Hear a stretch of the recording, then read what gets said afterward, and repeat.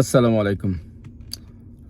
গত আজ ২ দিন থেকে সম্ভবত একটা মেসেজ দেখছি।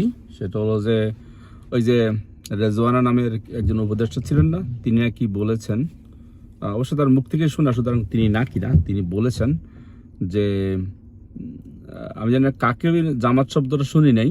তিনি উল্লেখ করেছেন যে যে এরা যেন মেইন স্ট্রিমে না আসতে পারে সেজন্য তারা কাজ করেছেন। যার ব্যাপারেই বলুক না কেন, আমি আসলেই মনে করি এইটা একটা চরম অভদ্রতা, অসভ্যতা।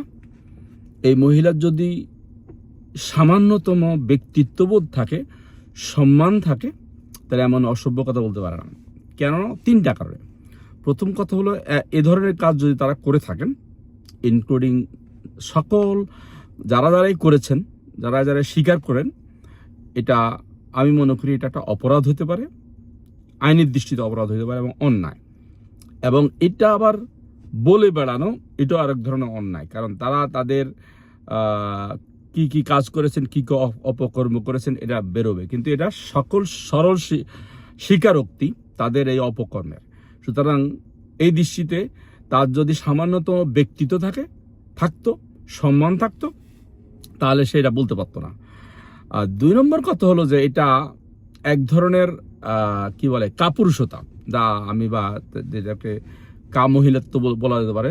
যারা যারা অর্থাৎ যাদের গাট নাই, সাহস নাই, ভেজা বেড়াল অথবা শেয়ালের মতো পেছনে থেকে ইয়ে করে, তারা এখন পুরুষ হোক বা মহিলা হোক, আমাদের যেহেতু সমাজে শব্দগুলো কাপুরুষ বলা হতো, যাদের সাহস নাই, যারা বিলাইয়ের মতো পেছনে চুরি করে, শেয়ালের মতো চুরি করে। যুগ যুগ থেকে মানুষ এইসব যারা তাদের কলজা ছোড়ো, তাদেরকে শেয়াল বলতে মানুষ গালি দিত, বিলাই বলে গালি দিত। আর যারা সিংহ পুরুষ, তাদেরকে সিংহ পুরুষ বলে, বাঘ বলে। তো তার এটা, পুরুষ হোক আর মহিলা হোক, তার এটা অত্যন্ত মানে হীন মানসিকতার পরিচয়।